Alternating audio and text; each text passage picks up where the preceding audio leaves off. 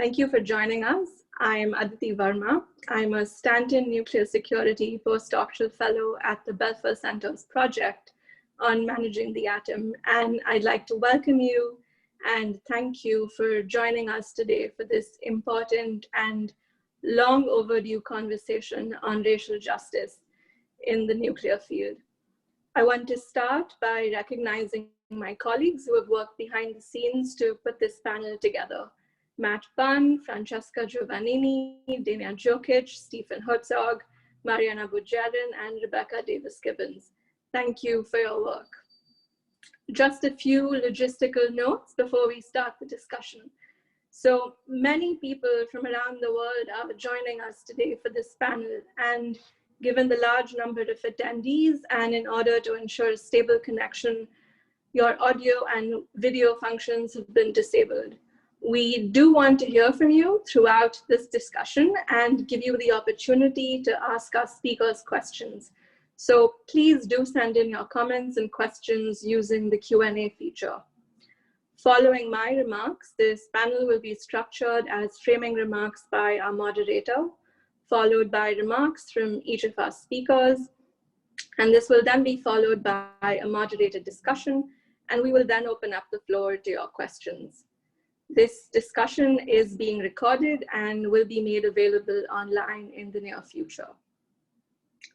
So to set the stage for why we at Managing the Atom feel that the discussion that we are about to have is so important, I would like to say a bit about an article in the Bulletin of the Atomic Scientist that I recently co-authored with 4 women in the nuclear field. They are Kathleen Turner, Lauren Borja, Dania Jokic, and Medican Monk. Our article, which is a call for anti-racist action and accountability in the US nuclear community, describes the origins and the persistence of systemic racism in the nuclear field. This systemic racism, which our speakers will be discussing today, has manifested itself both epistemically and institutionally since the very dawn of the nuclear age.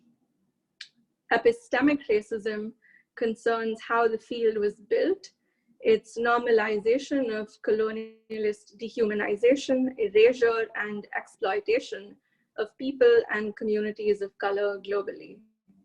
Institutional racism, on the other hand, operates in the form of numerous gatekeeping mechanisms within the nuclear community that, even today, create and sustain barriers that preclude Black and non-Black professionals of color from full participation, inclusion, and professional advancement in the field. In practitioner and policymaker organizations, certainly, but also in academia.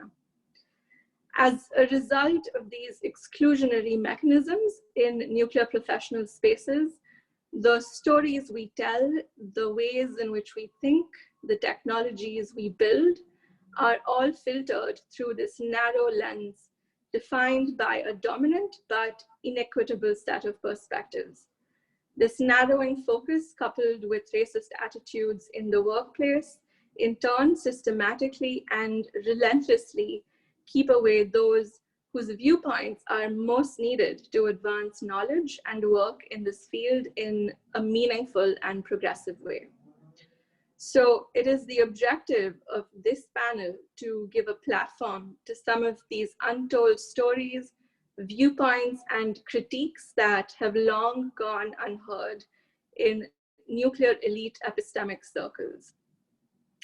A true commitment to dismantling this deep-rooted systemic racism, both epistemically and institutionally, and becoming anti-racist, requires openness, willingness to listen, sit with discomfort, change, and above all, accountability. And it is my sincere hope that our discussion today marks a first step towards achieving this accountability as individuals, as well as a community that makes up the nuclear field. So it is now my absolute pleasure to introduce our moderator for this panel, Dr. Marina Robinson Snowden. Marina is a senior engineer in the National Security Analysis Department at the Johns Hopkins Applied Physics Laboratory, where her current research focuses on nuclear weapon systems, nuclear crisis issues, and new technology for surface warfare. Prior to her current appointment, Marina was a Stanton Nuclear Security Fellow with the Nuclear Policy Program at the Carnegie Endowment for International Peace. Marina earned her undergraduate degree in physics from Florida A&M University, and in 2017, Marina became the first Black woman ever to earn a PhD in nuclear science and engineering from the Massachusetts Institute of Technology.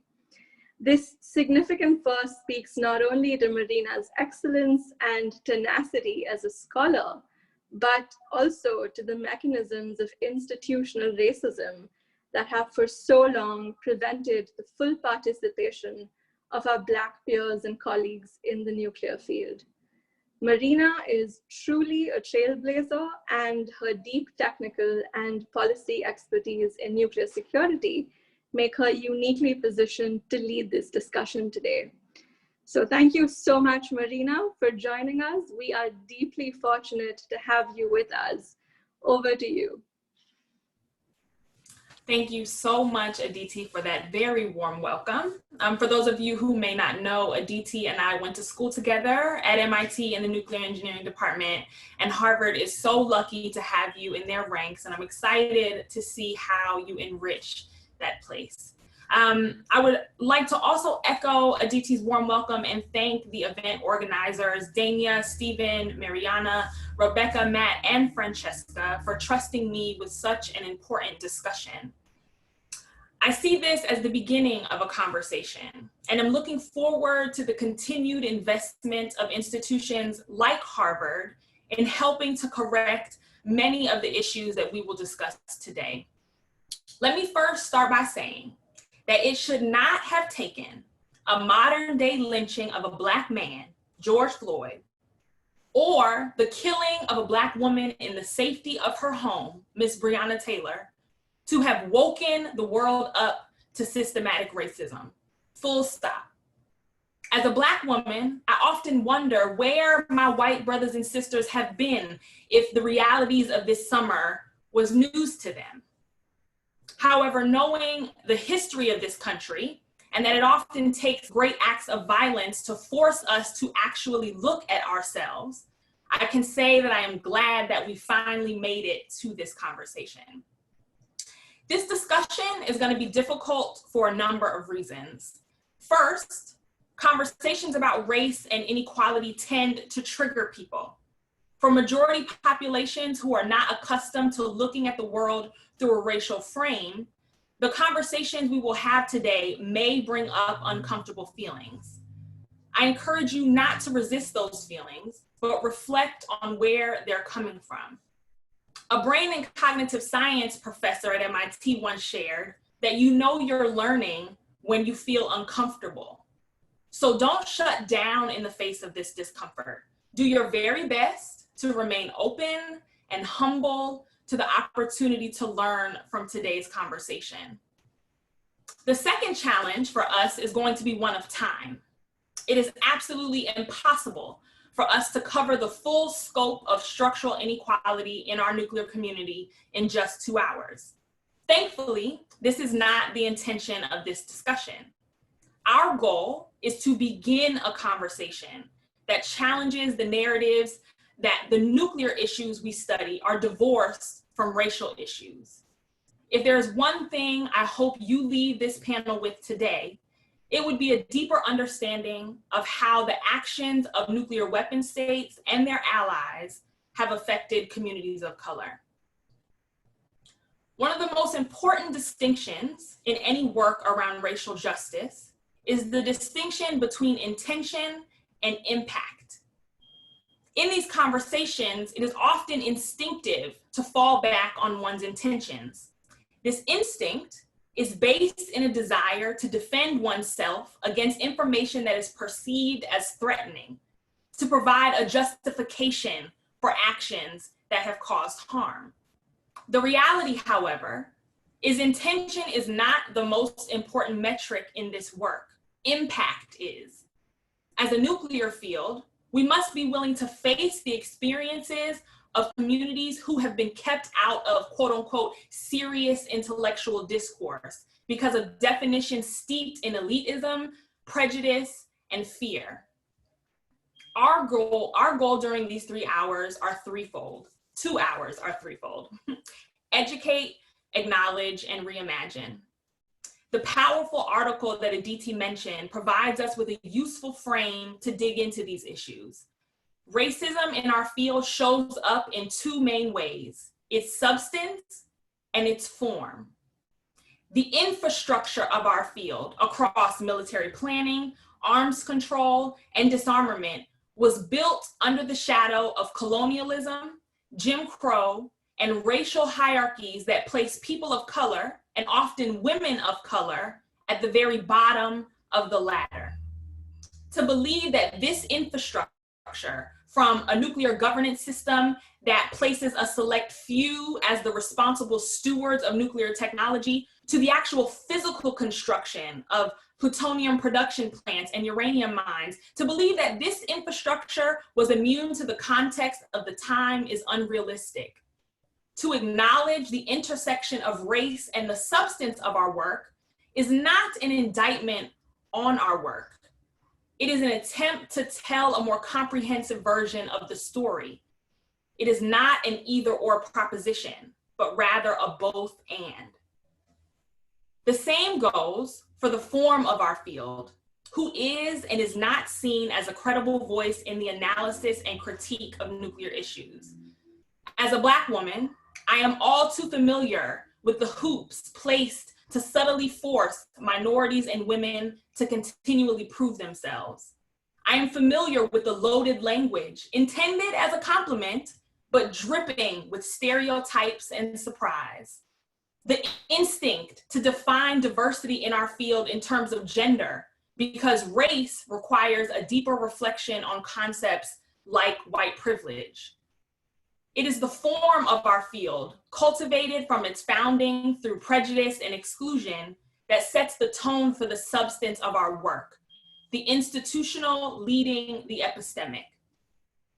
Today, we are fortunate to have with us three people who have thought deeply about the intersection of race and nuclear issues. Dr. Togzhan Kassenova is a senior fellow with a project on international security, commerce, and economic statecraft at the Center for Policy Research, SUNY Albany. She is an expert on nuclear politics and financial crime prevention. Togzhan earned her PhD in politics from the University of Leeds and is a certified anti-money laundering specialist. Equally as important, she is a Kazakh woman raised within the Soviet Empire and is best positioned to help us think through how race intersects with the actions of the Soviet Union in their pursuits of the bomb. We also have with us this afternoon, Hugh Gusterson, professor of anthropology at the University of British Columbia. He is the author of the books Nuclear Rights, People of the Bomb, and Drone, and has written extensively on the culture of the nuclear community and its governance. We will be turning to Hugh to help us understand how race and racism show up in the structures put in place to regulate nuclear technology. And last, but certainly not least, we have Vincent Intondi, professor of history and the director of the Institute for Race, Justice, and Civic Engagement at Montgomery College in Tacoma Park, Maryland. From 2009 to 2017, Vincent was the director of research for American University's Nuclear Studies Institute here in Washington, D.C. Vincent is the author of African Americans Against the Bomb, Nuclear Weapons, Colonialism, and the Black Freedom Movement, one of the few books about the connection between the civil rights movement and the nuclear disarmament movement. We will be looking to Vincent to help us correct the historical record and frame what we are seeing today around the movement for Black lives. As Aditi said, our panelists will present brief framing remarks. I will then spend the next section digging into the epistemic side of the discussion. And then we will spend our time getting questions from the audience. Be sure to end your question with a question mark, please. And I will do my best to get to as many as I can. And with that, we will turn to Hugh Gusterson. Thank you very much. I'm just going to share my screen here.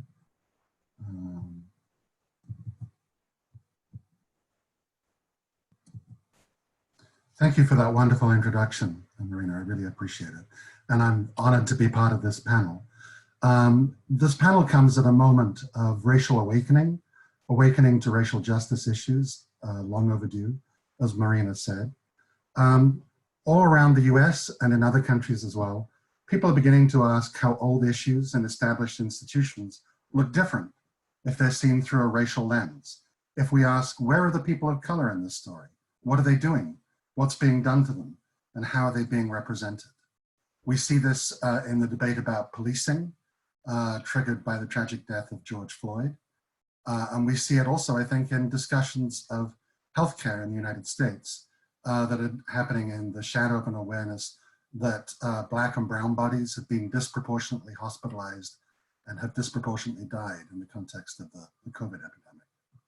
And so now I think it's a good time to start asking how arms control and nuclear weapons institutions look if seen through the interrogative lens of racial justice issues. Traditionally, the arms control community has tended to look at arms control issues as just technical issues of balancing different force structures to assure stability. So I welcome the chance to ask how they look when seen through a frame of racial justice. So let me begin with a few slides that show you pictures of some of the major actors. These are the main scientists who developed the nuclear bomb in the US. You'll notice they're all white men. These are all of the Los Alamos lab directors all through time. You will notice that they are all white men. These are all the directors of the Lawrence Livermore National Lab, the other nuclear weapons lab in the US. You will notice that they are all white men. These are the principal arms control negotiators. I'm sure some of you would quibble who's on here, who isn't on here. I didn't leave off any minority people, just to assure you.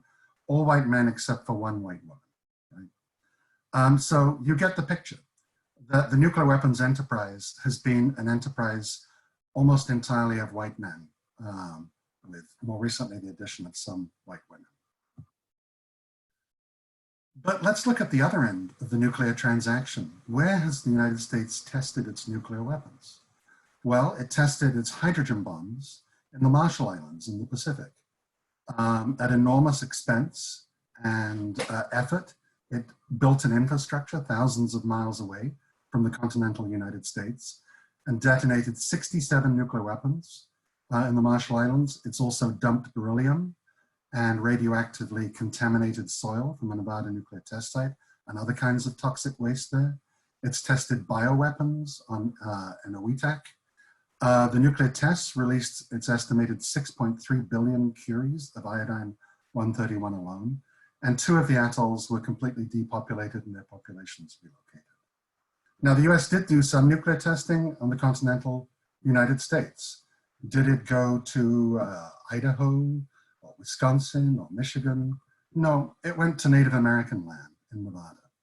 Breaching the Treaty of Ruby Valley of 1863, according to which large swathes of Nevada are still the property of the Western Shoshone Indians, the US just marched in, appropriated the land, and conducted hundreds of nuclear tests at the Nevada nuclear test site. There's a very strong case in law to be made that that property is still the property of the Western Shoshone Indians, even though their rights have not been recognized. This land has been left profoundly contaminated, obviously, and it's now been marked out as the prospective site for a nuclear waste repository at Yucca Mountain, also on Western Shoshone land. So I want to shift gears a bit here and talk about the non-proliferation regime, the global regime to stem the proliferation of nuclear weapons to additional countries. And I'm going to make an argument that although that regime was not originally conceived in racial terms, it has become progressively racialized in the public imagination and in public discourse over time. So just very briefly, the Non-Proliferation Treaty was signed in 1968, ratified in the US in 1970. At the time, it set aside 5 countries as official nuclear states. They were the countries that, pragmatically speaking, had already acquired nuclear weapons. And other countries were to be given assistance with nuclear energy in exchange for agreeing not to try and develop nuclear weapons. I want to focus on Article 6 of this treaty. And I want to remind you, this was signed in 1968. Article 6 says, each of the parties to the treaty undertakes to pursue negotiations in good faith on effective measures relating to cessation of the nuclear arms race at an early date and to nuclear disarmament, and on a treaty on general and complete disarmament under strict and effective international control. And I won't go into the details, but I want to make the case that although the media fret a lot about whether Russia has broken the INF treaty at the margins, whether Iran might have produced a little more uranium than it was supposed to, by far the largest breach of any nuclear weapons treaty in the current world is the breach by the established nuclear powers of Article 6 of the Non-Proliferation Treaty. They have not pursued negotiations of good faith on nuclear disarmament and on general disarmament. 20 years after the NPT was signed by the US, there were 70,000 nuclear weapons, almost twice as many as when it was signed. Since the end of the Cold War, those weapons have reduced in number. It's now around 9,000, but still a huge number of nuclear weapons. And the US currently has a $1 trillion plan to modernize its nuclear stockpile. So this is a flagrant breach of Article 6 of the Non-Proliferation Treaty. You might think that the media would be up in arms about this, wondering what the US and the other nuclear powers are doing, but that has not been the case. I do want to talk about how the acquisition of nuclear weapons, or the potential acquisition of nuclear weapons by other countries, has been represented by arms control experts, newspaper pundits, and others. This is a quote from a pamphlet at the Visitor Center of the Lawrence Livermore Nuclear Weapons Lab. Political, diplomatic, and military experts believe that wars of the future will most likely be tribal conflicts between neighboring third world countries or between ethnic groups in the same country. While the Cold War may be over, these small disputes may be more dangerous than a war between the superpowers because smaller nations with deep-seated grievances against each other may lack the restraint that has been exercised by the US and the USSR.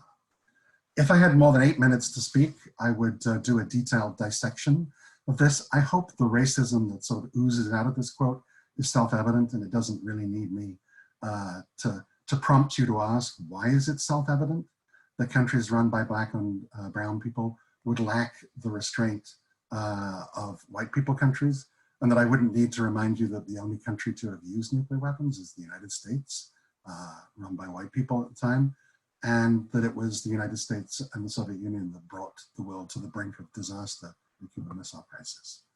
Very briefly, here are some more quotes that I harvested, and I have an article where I analyze these in detail, showing public reaction by politicians and pundits to India and Pakistan's nuclear tests in 1998.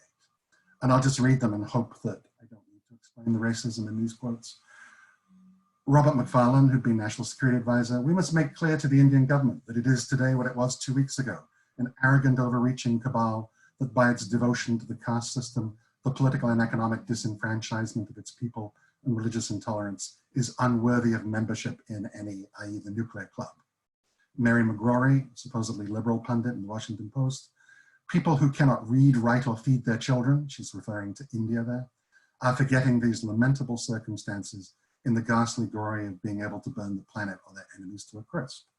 ABC News, nuclear missiles named for ancient warriors will probably be deployed by 2 nations with a history of warfare, religious strife, and a simmering border dispute. This is a common trope in this sort of discourse, to talk about how India and Pakistan gave their nuclear weapons mythic names. Maybe these pundits didn't notice that the US has named its nuclear weapons Poseidon, Thor, Polaris, and so on. William Cohen, Defense Secretary in 1998, referred to India and Pakistanis chauvinistic chest pounding about their nuclear manhood. I didn't hear defense secretaries talking about American and Russian nuclear tests in those terms. And then Michael Crepon said, we have street demonstrations to protest nuclear weapons. they have them to celebrate them.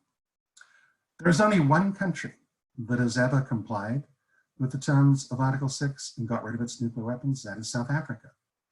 Alas, the reason it did this seems to be that the white apartheid regime, when it saw the writing on the wall, realized it was going to hand over control of the country to a black majority government, immediately decided that there was no way they would give nuclear weapons to black people, and so they destroyed all of the country's nuclear weapons. Okay, so concluding here,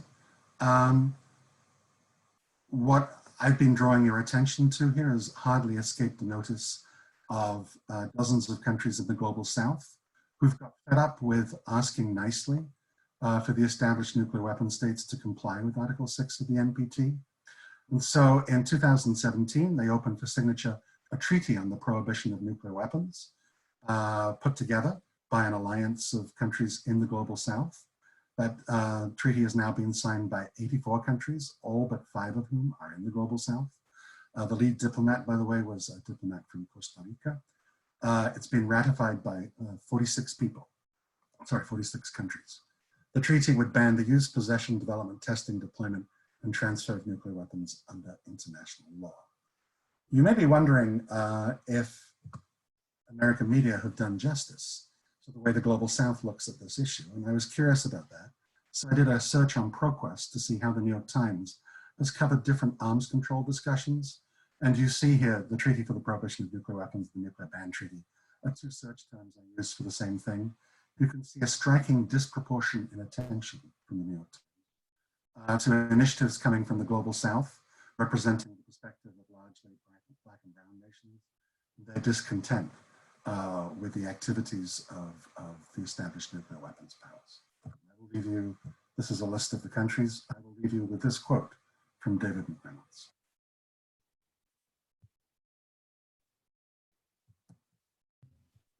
Thank you, Hugh. Now we'll turn to Togzhan for her remarks. Thank you very much, Marina. I'll also use a second to bring up my slides.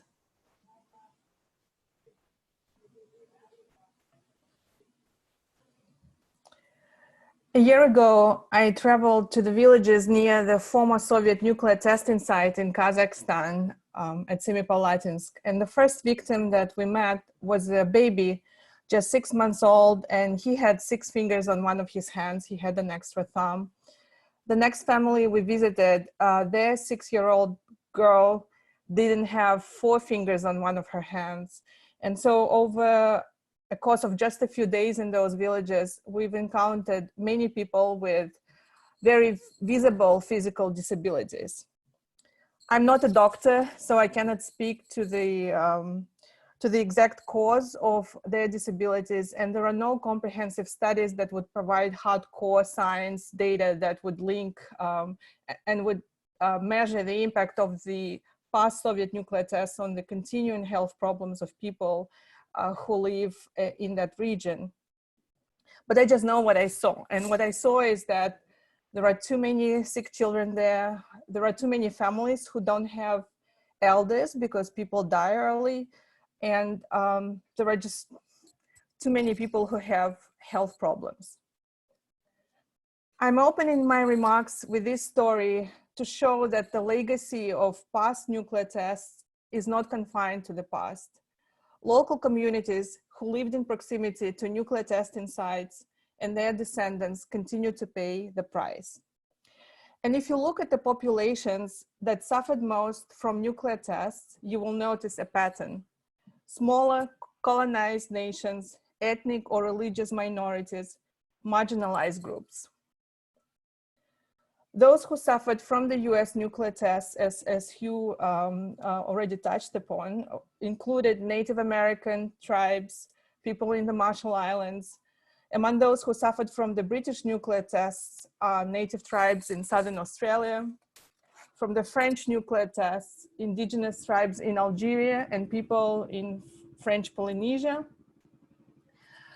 China conducted its nuclear tests at the nuclear testing site in Xinjiang at Lop Nor, home to a Muslim minority ethnic Uyghurs.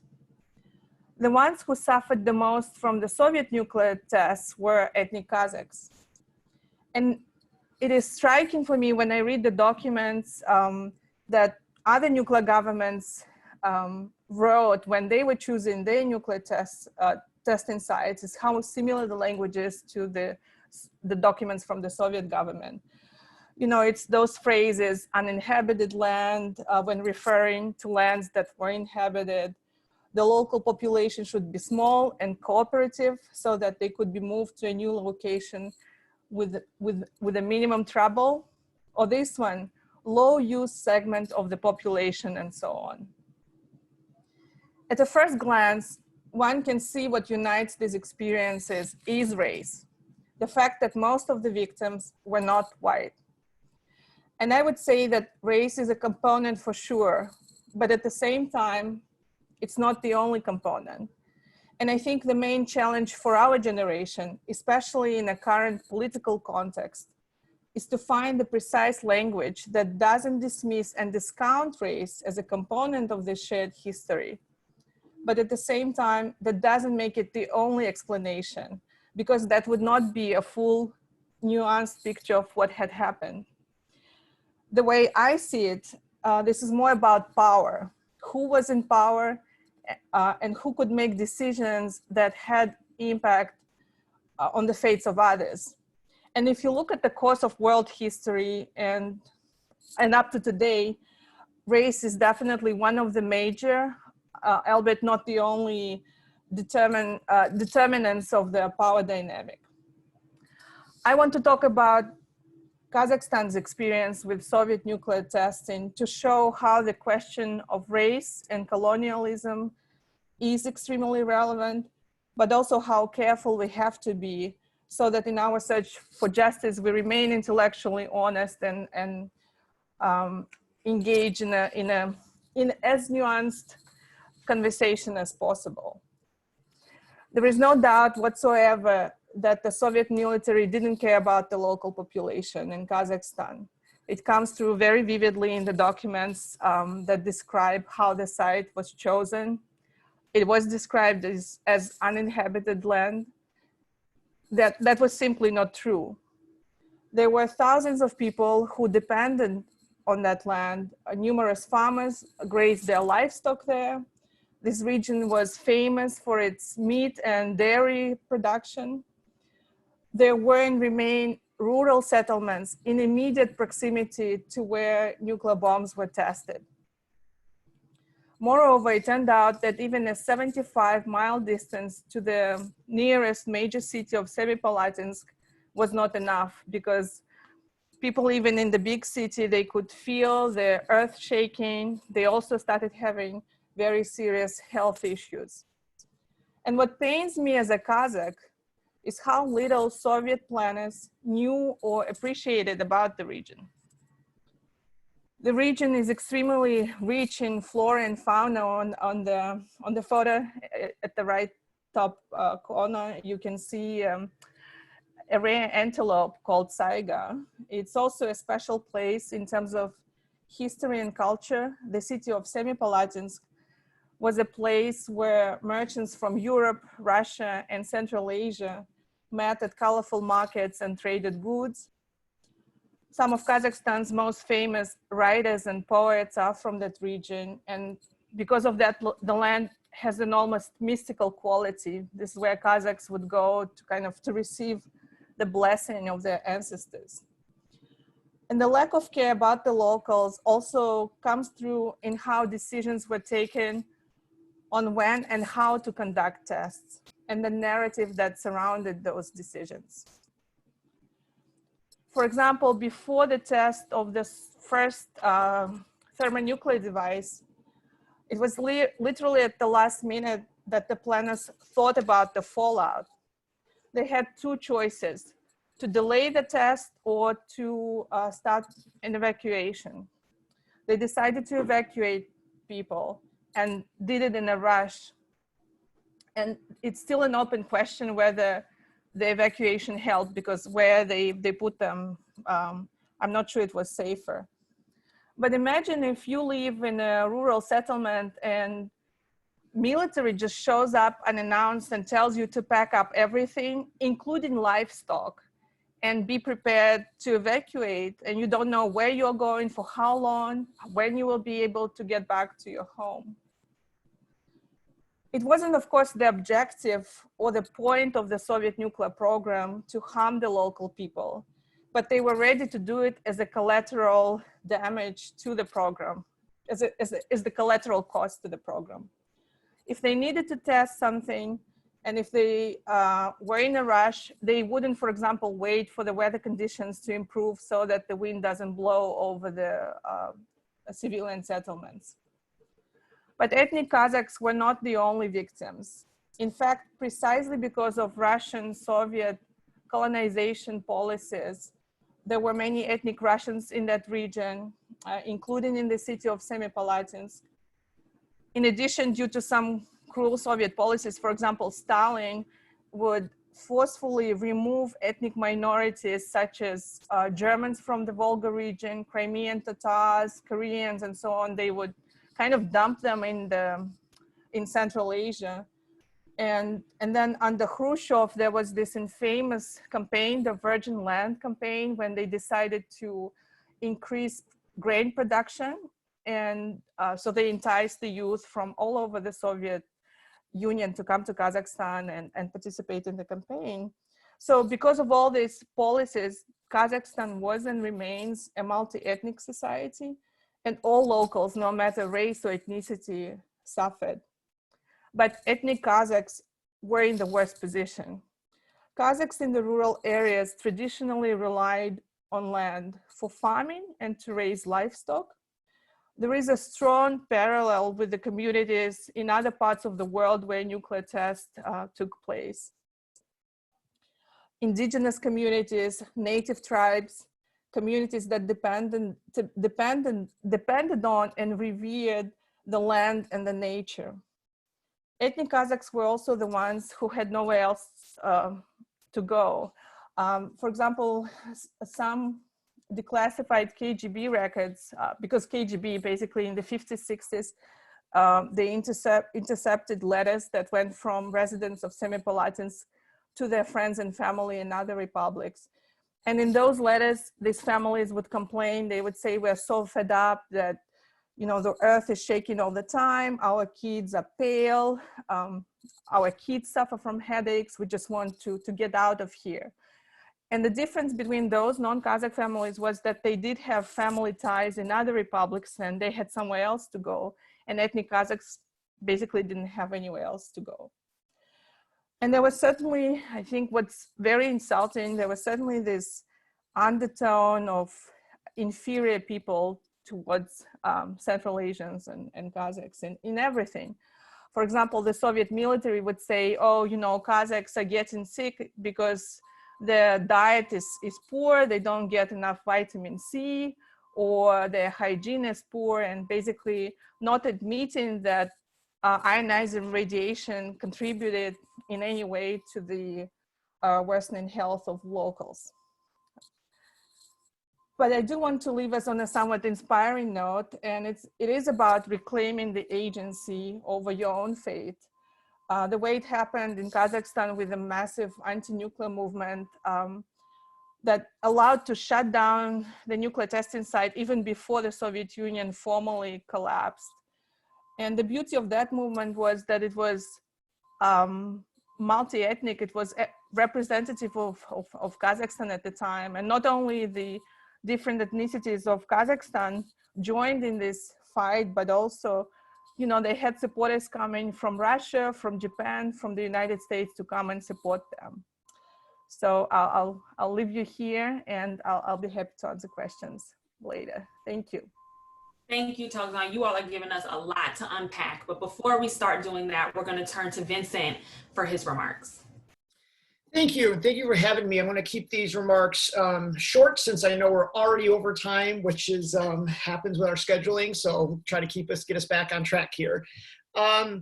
First, I want to, for those of you that I don't know out there, talk about briefly how I even got involved in this. For most of my career as an academic, as a scholar, as an activist, revolved around the Black freedom movement and civil rights issues.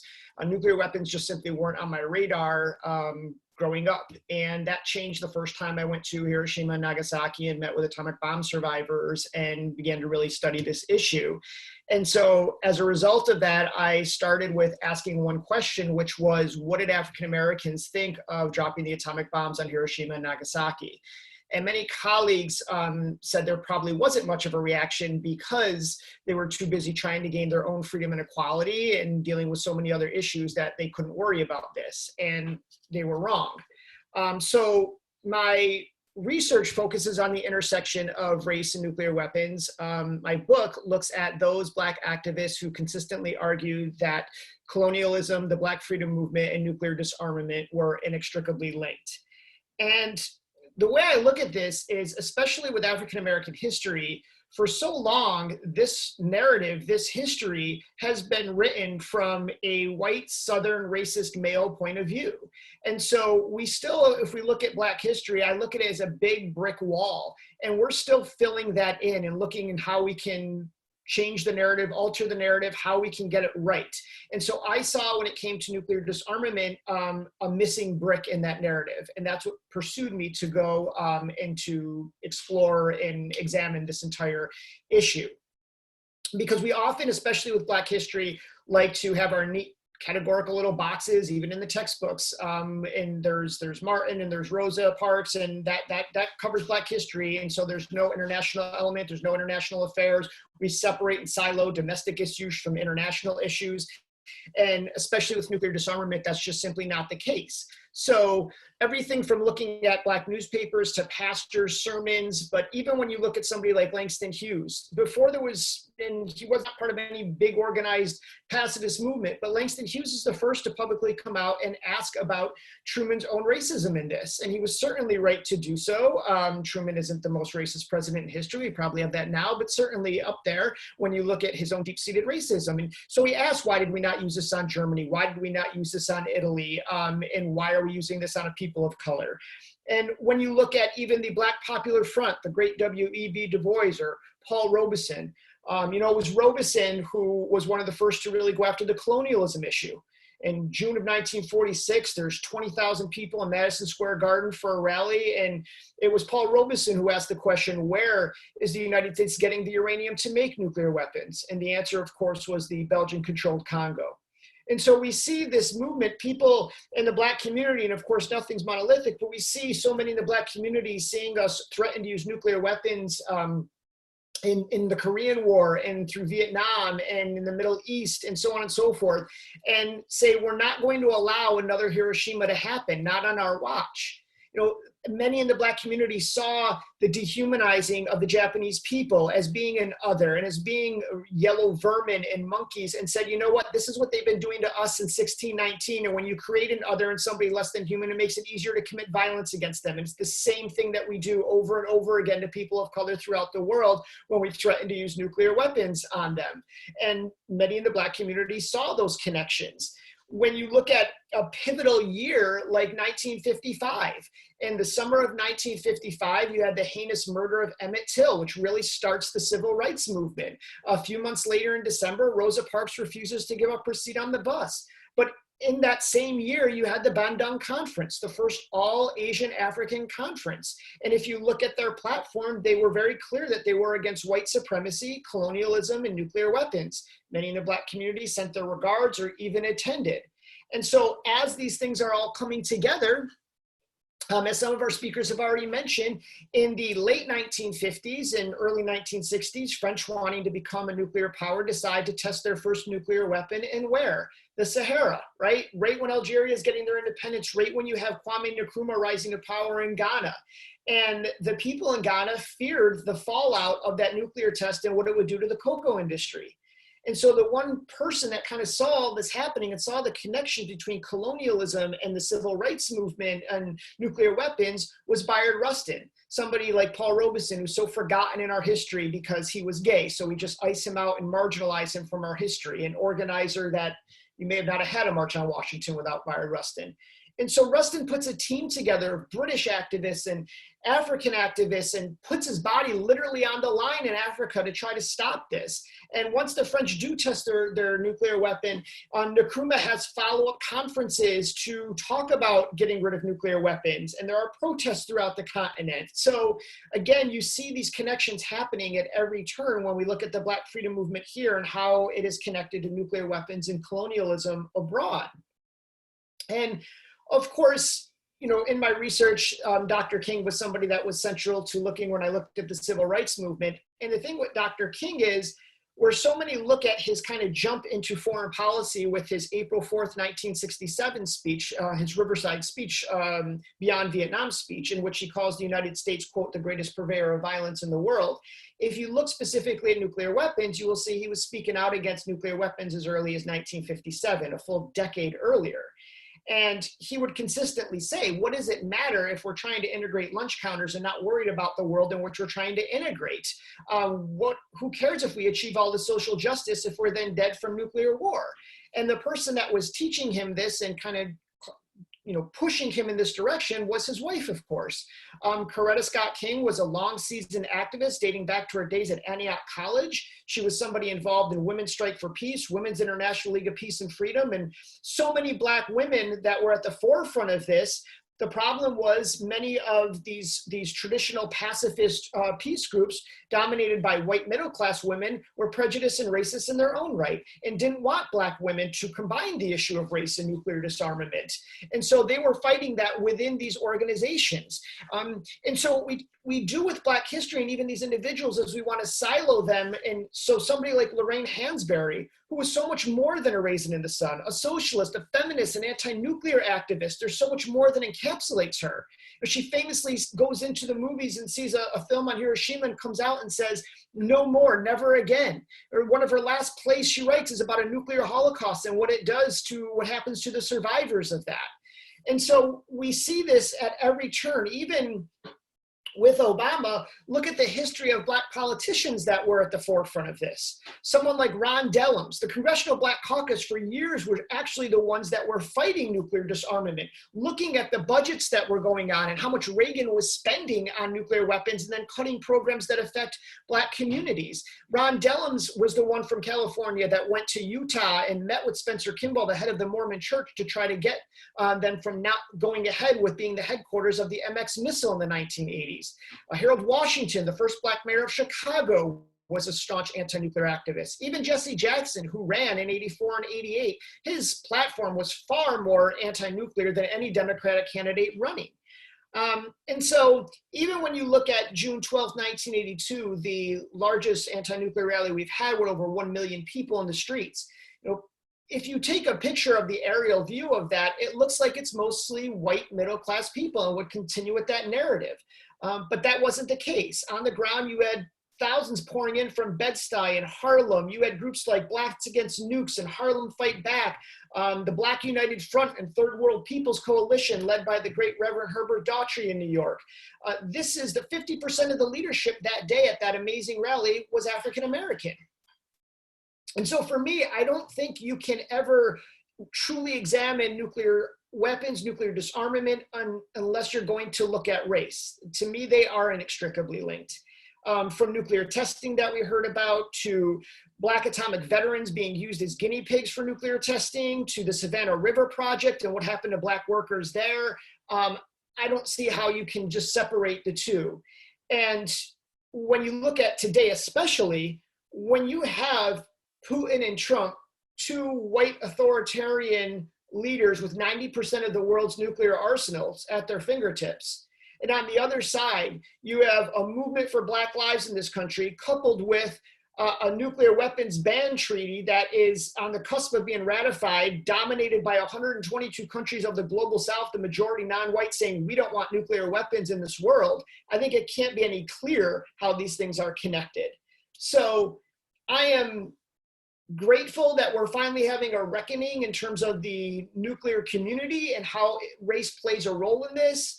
I am grateful and thankful and appreciative to the organizers that you put this together and we're having this discussion. I am grateful that you allowed me to be part of this discussion. And so now I will stop because I really want to focus and look forward to your questions and getting into a nice lively discussion about how these issues intersect. So thank you.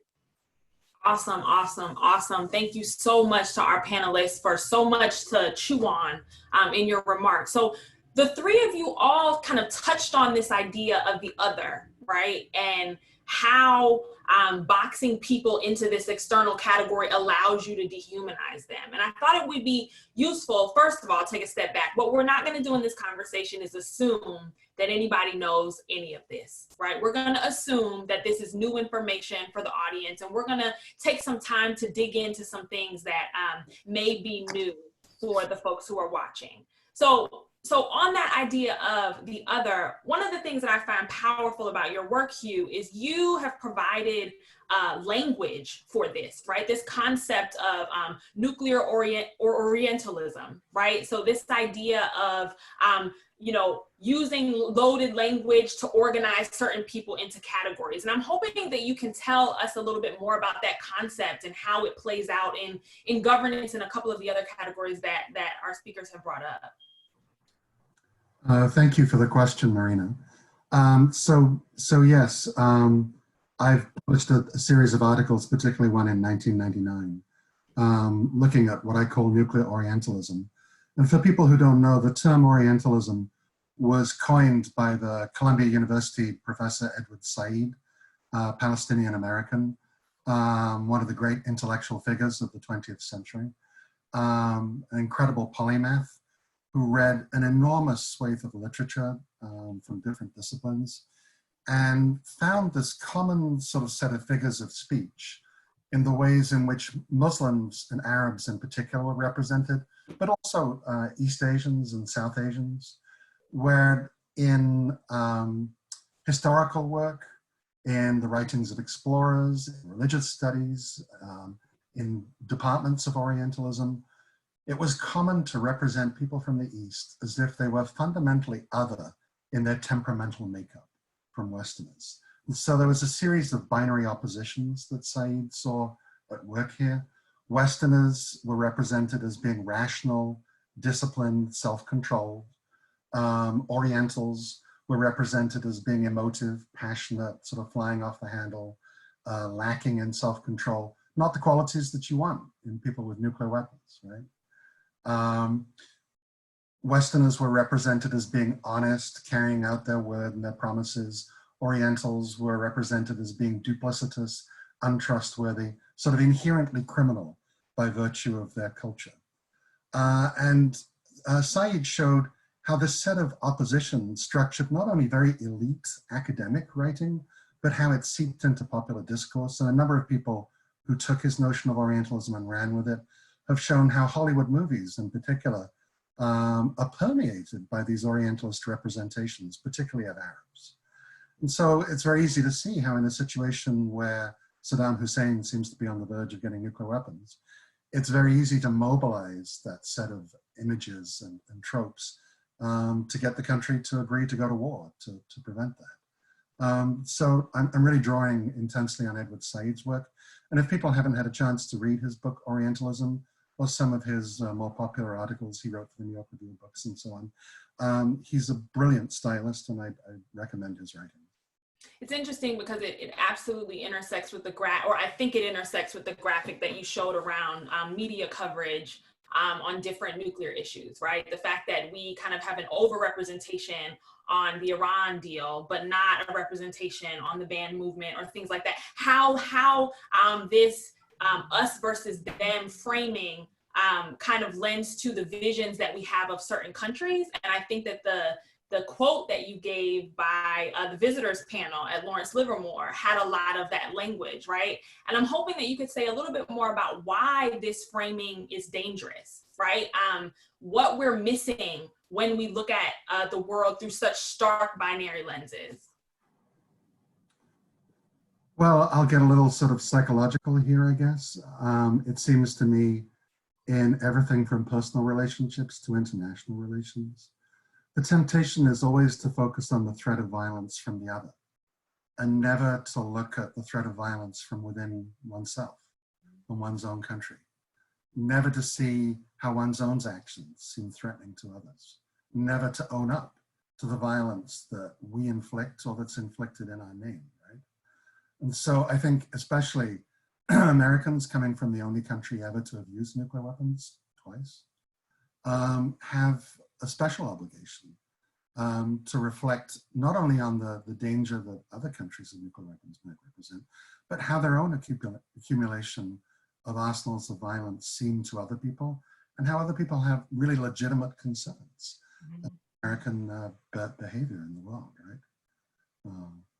Especially at this moment where the US has caused untold damage in Afghanistan and Iraq, has not achieved its objectives, is still bogged down in those countries, and has really sort of torn them apart at the seams. So I'll just say one more thing.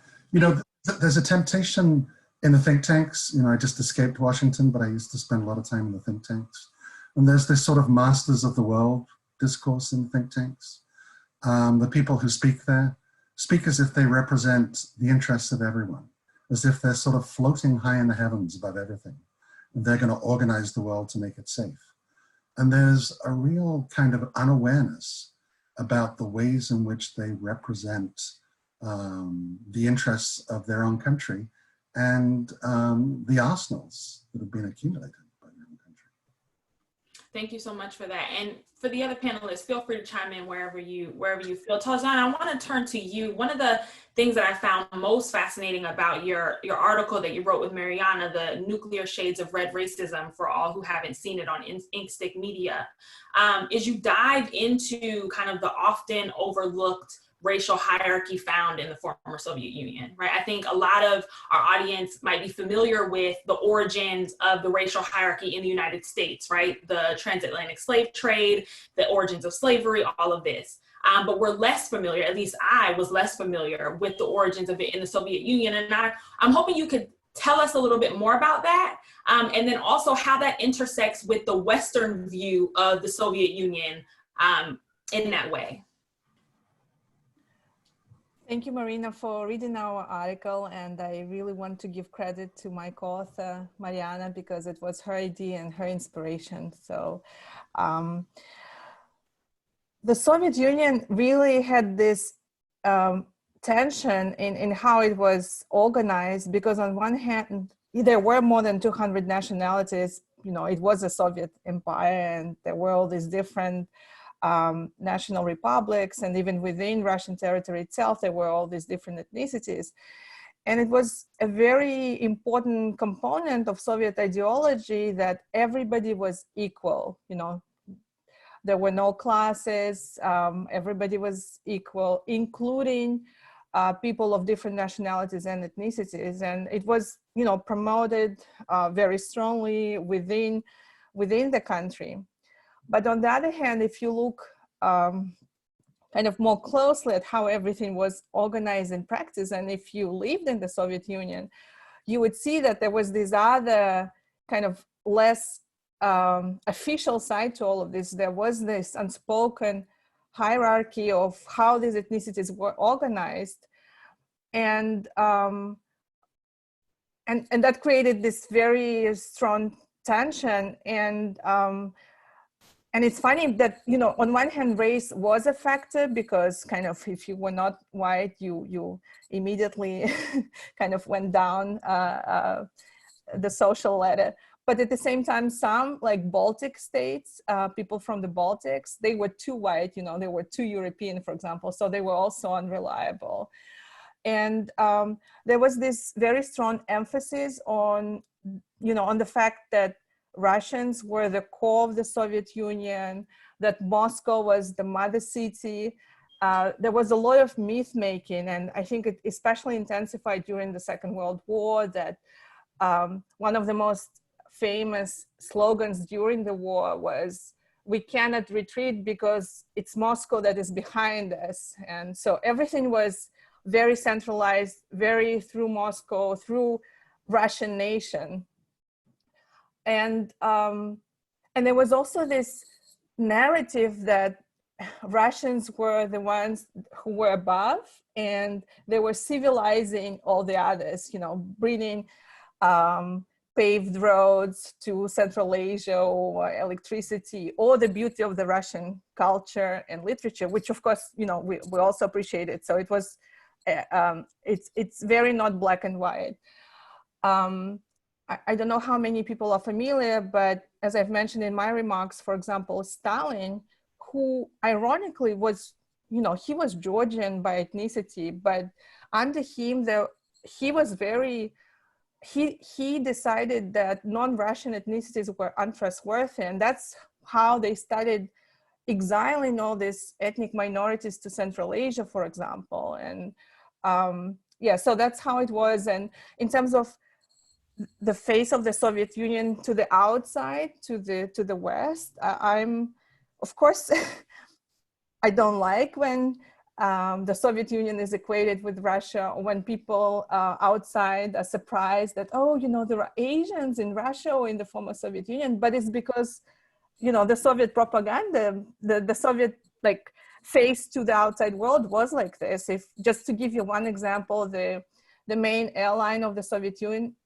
Aeroflot, it would never have a non-Slavic face on its on its posters. So yeah, there was this tension between the official ideology and what was really happening inside the Soviet Union.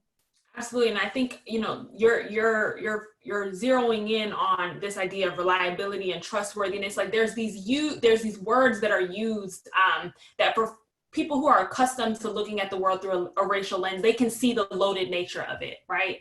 Trustworthiness, rationality, maturity, safety. These are words in our nuclear context that, you know, on first impression seem pretty benign, but when you understand the context in which they're used and who they're often applied and not applied to, then you start to see some of the inequities around that. Vincent, I want to turn to you. You brought up in your remarks about this habit our field has around siloing off foreign policy from domestic policy, or international affairs from domestic affairs. And one of the things that I found most interesting in my reading was kind of the central role that race not only played, obviously, in the civil rights movement, but in the way that the Cold War was fought, right? As a tactic and as a tool, right? The way that the Soviet Union tried to use that weakness to, you know, as a mark against democracy. And I was hoping if you could say a little bit more about that and how you see those patterns of the past showing up in what's happening today. Yeah, so, you know, during the Cold War, here's the US trying to claim the moral high ground that we're the democracy versus communism, right? Whether it's Cuba, whether it's the Soviet Union, so on and so forth. And yet, you know, especially in something like 1963. So when you have the Birmingham campaign coming out of Albany, Georgia in 1963, and civil rights leaders purposely picked Birmingham because, you know, it was nicknamed Bombingham and they had Bull Connor.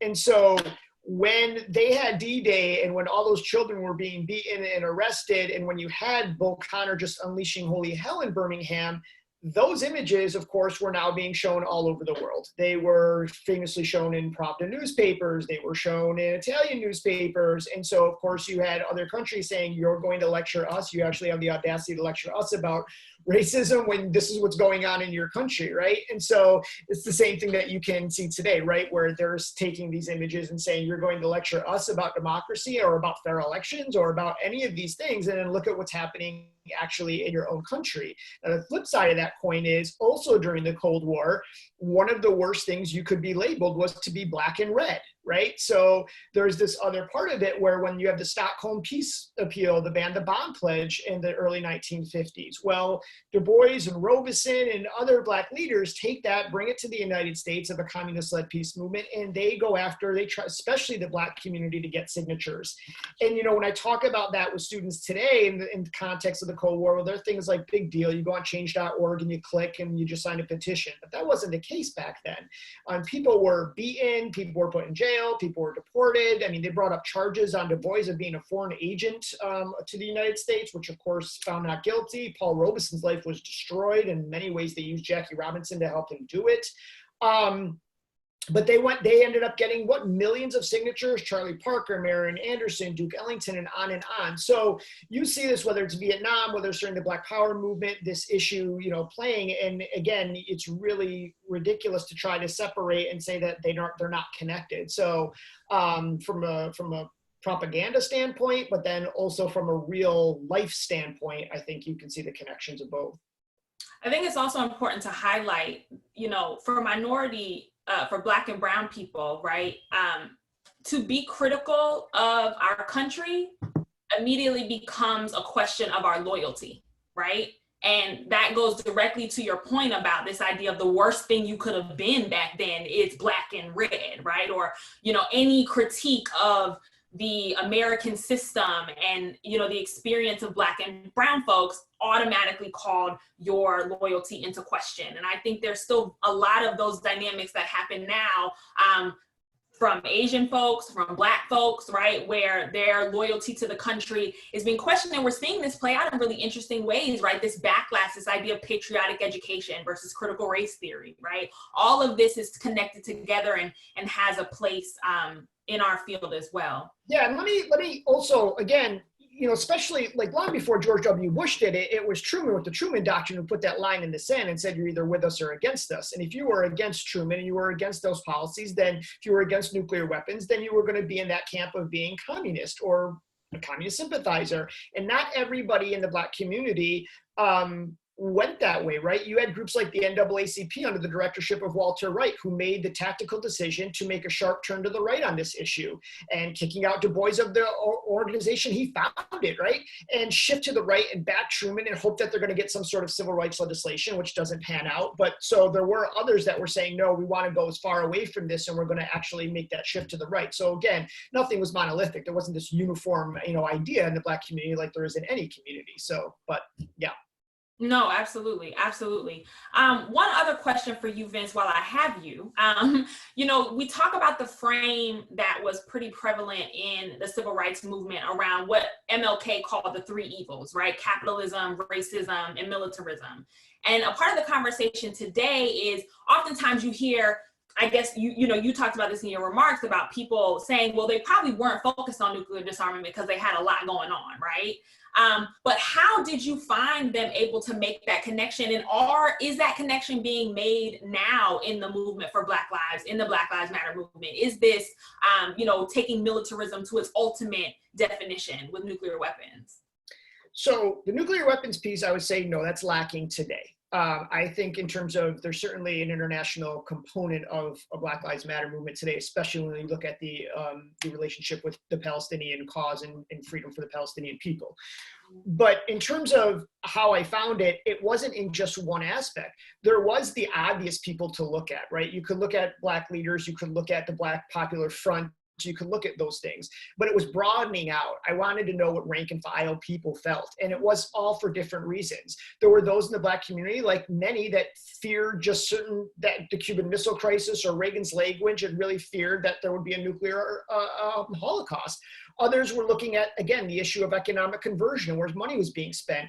But there was also, and this is something that is lacking as well, is from Garvey all the way up, there was at various times a heavy connection, Pan-African connection in this country, right? And you see that again in the 40s on anti-colonialism, a connection with Ethiopia, even with Japan. There was a built-in affinity with Japan because it was Japan who said publicly they were going to come to the aid of Ethiopia when Italy invaded, not the United States. They saw Japanese internment, many in the Black community, and said they're putting people in these outdoor prisons for no crime they committed, but just simply how they look. We could be next. And so some of this, Du Bois had been lionized in Asia before this ever took place. So part of that was already built in. And you had, even through the Black arts movement, the Black power movement, these connections with Africa. So it was even in the music, right? You saw it with Gil Scott-Heron. He wrote from South Africa to Savannah.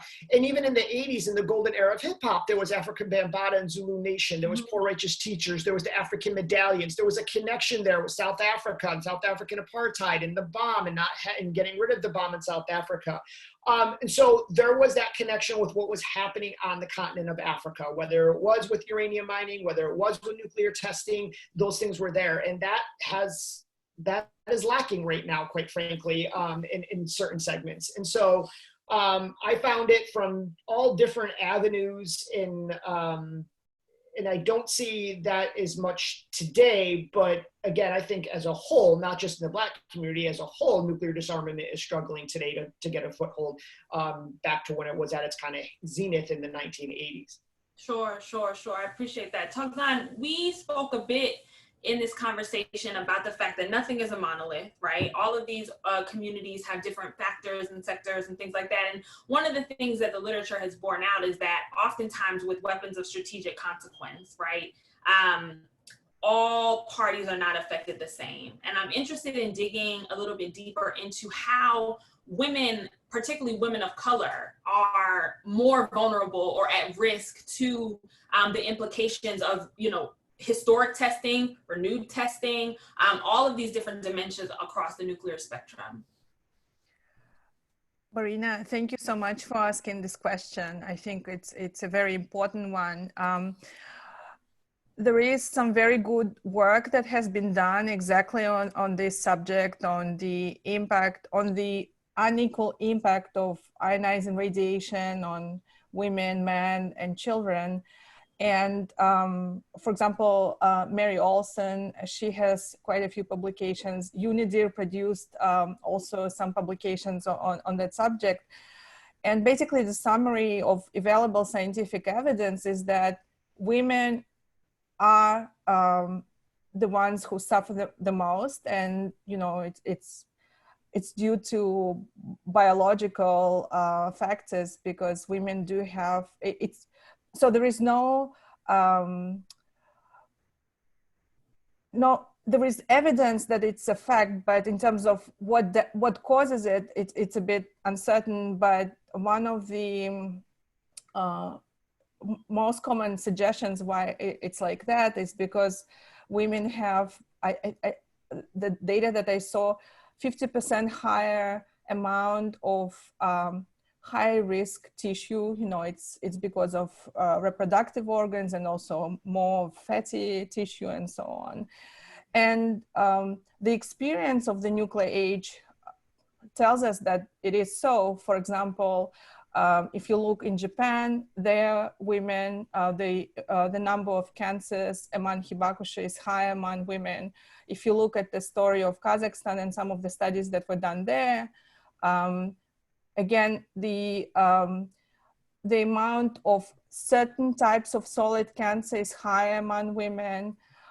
And just also anecdotally, there are some very heartbreaking stories coming from within communities in New Mexico, for example, and so on. So on one hand, there is this, physical, biological side, but then no less important is the social stigma that is much more powerful in case of women, because there is so much attention on women's bodies, on health, on the fact that women are supposed to be mothers, and, if they're kind of quote unquote irradiated, that there is stigma attached to that. And I know I've heard, stories of when women from those areas affected, for example, by nuclear tests, they are referred as, not good for marriage and so on. And of course the children, they're just small inside. So,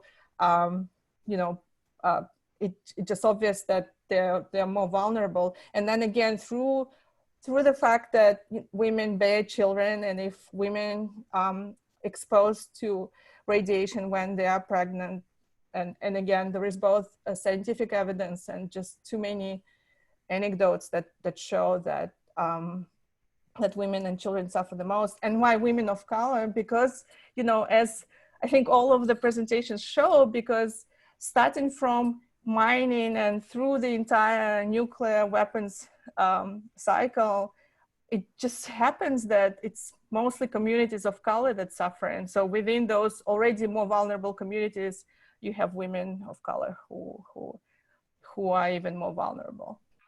Absolutely. One of the things I'll also ask you, in the 90s, the US went through a process of trying to provide compensation to downwinders and victims of nuclear weapons testing, right? And this effort was by no means perfect or complete or comprehensive, right? There were states and communities that were left out. And for those who don't know, this Radiation Exposure Compensation Act actually expires in 2022, which is less than 2 years from now. And there are still states that have not been adequately compensated. But I'm interested in what the conversation has been like in the former Soviet Union, right? Has there been an analogous conversation about compensation and reparations? Are there mechanisms in place for affected communities to be, recognized in that way? Again, thank you for this question. And for me, it's a painful subject. So the experience of the Soviet Union is kind of unique in terms of that it wasn't one country testing in another country, right? You know, in the past, it was all one country. And so what happened is that what we have as of right now, that Russia has its own law, and there is a law on compensation for the victims that is payable to citizens of Russia, and Kazakhstan has its own law on victims, and I forgot the formal name, but basically it's the same. It's it's compensation to the victims of nuclear tests. I want to speak more about the Kazakh law. It was passed in 1992. There were some amendments done to it, but in my view, it's outdated by now, and people deserve more. So there are some mechanisms in place that, you know, depending into which category you fall, you have some medical treatment that will be free for you, you have some material compensation, but it's not enough. The amounts are not impressive. And then there is quite a bit of bureaucracy involved, you know, to prove that you live there. And if you lose certain documents, then it's so hard. And then there is a commission that, you know, you can be an official victim of nuclear tests, but then to have some additional compensation, you need to have another commission to say that, for example, you are disabled. And so just, you know, as someone who is from Kazakhstan and Kazakh, I kind of at this point, I view it more as, you know, it's no longer the Soviet problem, and, you know, okay, Soviet military did it and they did it, you know, obviously, but it's also more about us as a country, you know, as an independent Kazakhstan, what we do as a society and what our government does. And so there are some components in place, but more can be done. Absolutely. Thank you so much, Togzhan. So we're about to turn to the audience, but before we do that, I wanted to turn to Hugh to ask a question. So, you know, people have said, certain scholars have said that the existing nuclear non-proliferation governance system was designed with the principles of order and security in mind, right? And didn't really think about justice as an organizing principle. And I wanted to get your thoughts on what a regime centered on justice could potentially look like, right? How can we have a different discourse that isn't so racialized and does center justice as its organizing principle? Okay. Well, let me begin by slightly contesting the terms of the question, if I can. Sure. So I think actually that the Non-Proliferation Treaty was designed with the twin goals of order and justice. Okay. It was an attempt to negotiate a somewhat fair deal. So countries that didn't have nuclear technology were offered the technology under supervision, right, so that they couldn't get nuclear weapons, and that was seen as a way of preserving stability and order, not to have more nuclear weapons countries. But in return, the nuclear weapon states did enter into this commitment. They would diminish their arsenals and eventually eliminate.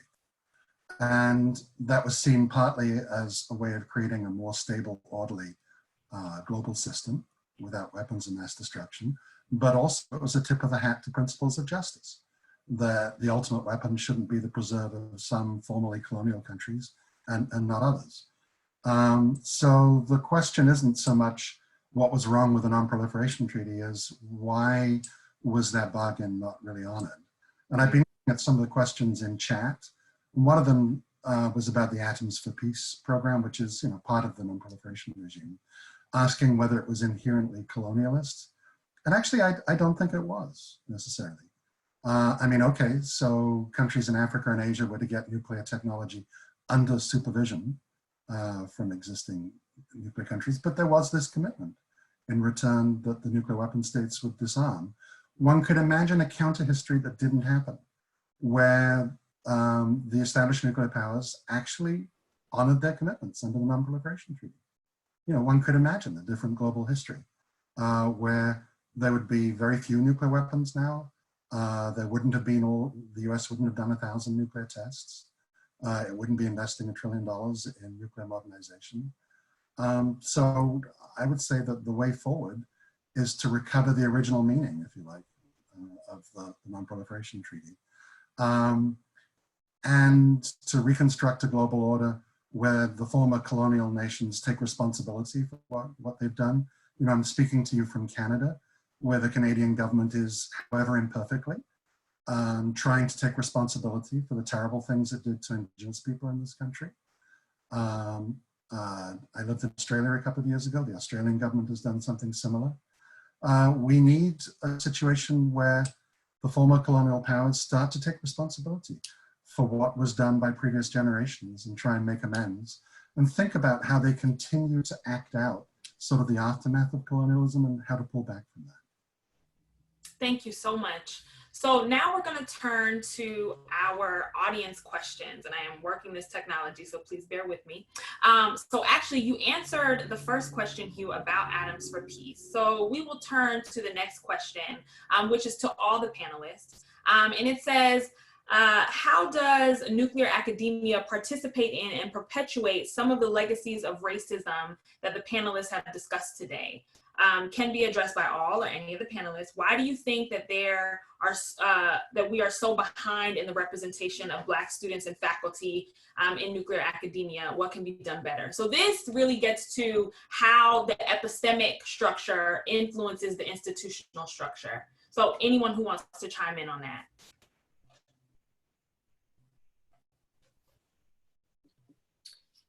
So I think there's a couple of reasons, and you can start very young and you can go all the way up, right? So the first thing is, if we're looking at this, you have to look at educational opportunities from a very young age. And so if kids in schools, depending on the school, if there's concentrated poverty, if you are a Black child and for no fault of your own, you're born into a poor neighborhood, and because of that poor neighborhood, you end up at a poor school that is not fostering or trying to help you even break into these things. And because of the poor education, you leads to a poor job, and the poor job leads you to a poor neighborhood. That's institutional. It doesn't matter how much you pull yourself up by your bootstraps, you are never going to, that's unequal, right? So if I'm in DC and I see this all the time with one student from, say, Anacostia, and then you have a kid in Bethesda who in a very wealthy area where the kid has two parents at home making, you know, hundreds of thousands of dollars, they have the best money, that, you know, tutors and SAT prep courses, etc. They already have an advantage. There's a privilege there and an advantage. The other piece is it's expensive to travel. It's expensive to travel to Hiroshima and Nagasaki and to get even students interested in this kind of thing, right? You have to look, just like you talked about the think tanks in DC and who's running them. You can make the same argument of who are the deans, who are the administrations, and who are running these certain programs, right? Who is offering the fellowships? Do we have pipelines already in public schools and in mostly Black predominated school districts? No, we're going to focus on where I'm at. You have Montgomery County, which is one of the wealthiest and one of the best school districts you have, and right over here next to it you have PG County. Well, where do you think people are getting recruited from, and you have the money and the wealth and to go to GW and to go to AU and all of these schools, not the kids that are in PG. So I think it is systemic and a huge issue that goes beyond just, you know, what kids are studying or if they're getting into these programs, but it's a larger issue when it comes to education. Do any of the other panelists have comments? We can go to the next question. I would just add that it's also about, you know, it's about more, kids seeing people who look like themselves in these different fields, and that's why it's so important, right, to give visibility to people of color in our field, so that young people, kids, teenagers can see somebody who looks like them, and that it inspires them and shows that, you know, it is possible and the field can be open to you, and And that's where I think each of us with, those of us with power of inviting speakers, right, giving platform, giving visibility, this is something very practical that we can do to give examples and to show that the field is open and that it would welcome diversity.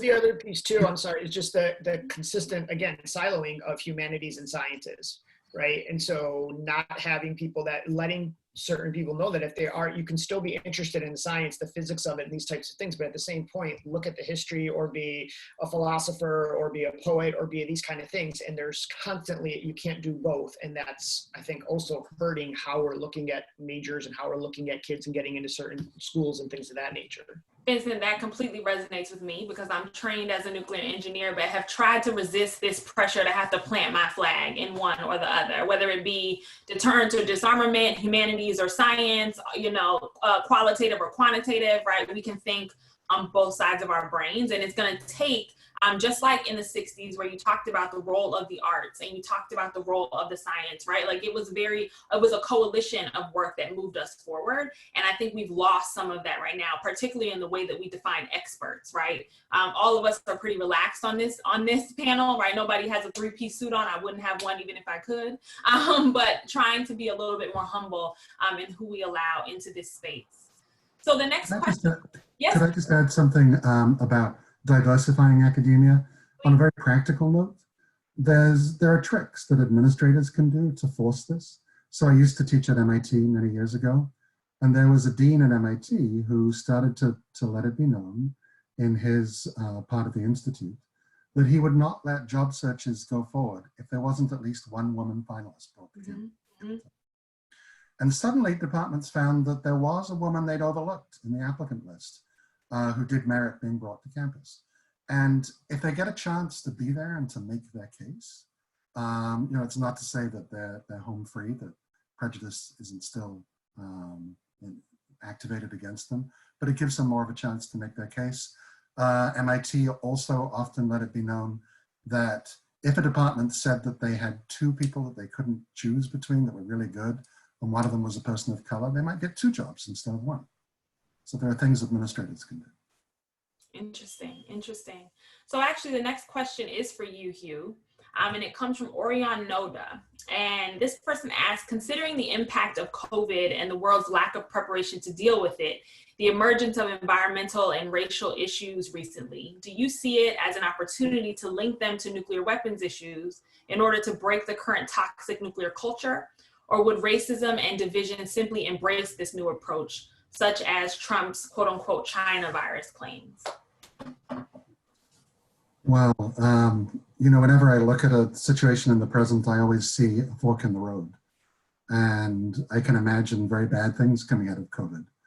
Some social commentators talk about the rise of COVID nationalism, where travel bans stay in place and people start to blame ethnic others within their borders or outside their borders for bringing the virus to them. So one can imagine some pretty bad things.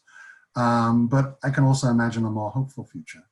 And when I look at the COVID situation, what strikes me, and this is a little sort of orthogonal to the nuclear issue, but it's connected, I think.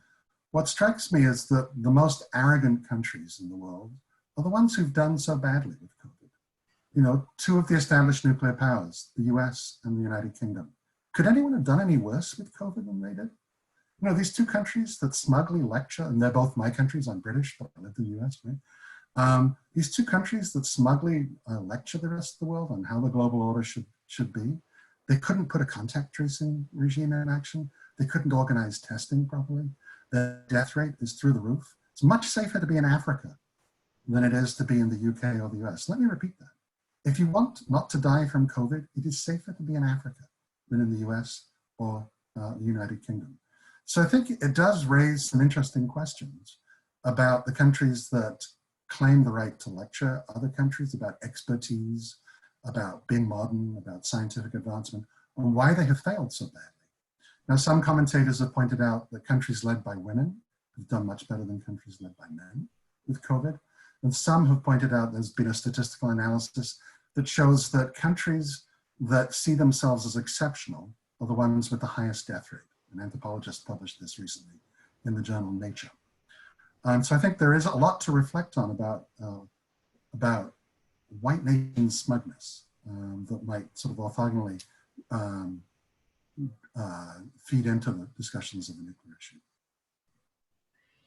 The next question is for you, Togzhan, and this is from Margarita, and she asks, a great example of indigenous people's resistance to nuclear testing was the Nevada semi-anti-nuclear movement, which united US and Kazakh people in their plight to stop nuclear testing at their respective nuclear sites.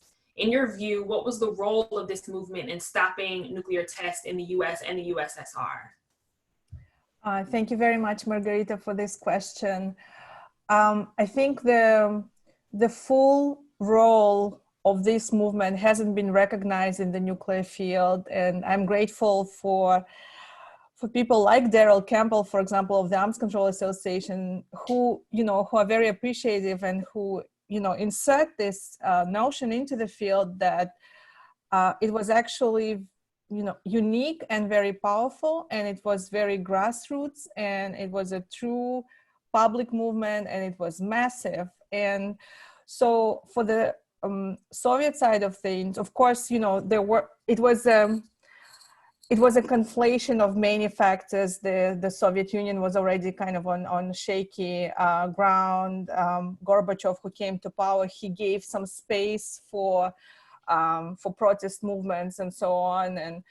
And Gorbachev himself was interested in, disarmament and moving away from this very militaristic policy of the Soviet Union. But on the other hand, you had the military who was pushing for more. And if not for the movement, then at least for a few years, the test would continue.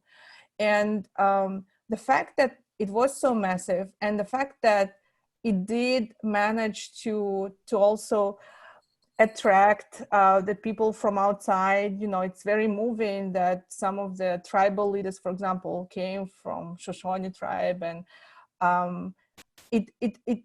they kind of mutually inspired each other. The activists mutually inspired each other. And so I think, a lot of credit has to go to this movement, that it just started this wave of countries moving away from nuclear testing, and it solidified the norm, and it showed the power of the public movement and of public protest. Can I just add something to that? Because I'm writing a book on the end of nuclear testing and the test ban treaty right now. So I did a number of interviews with key decision makers in the US about the US decision to do a complete zero yield test ban treaty and not to allow any further nuclear testing. And in that period from 1992 to 1995, there was intense politicking within the American national security state. The weapons labs were lobbying for a new regime where they would do some nuclear tests, but they would be much lower yield than the ones they'd done in the past. And it looked for a long time as if that was going to be what would actually happen going forward. And there are two reasons why that turned out not to be the case. One was the global reaction to France's nuclear tests. So at this time when the US and the Russians had suspended nuclear testing, the French went ahead and did a series of nuclear tests in Tahiti. And there was a global boycott of French goods, and the French had to cut short their nuclear testing program. And I think that frightened some decision makers in the West when they saw that global reaction. But the other thing is that in 1995, there was a review conference for the Non-Proliferation Treaty to decide whether to extend the treaty indefinitely or for a very limited period of time.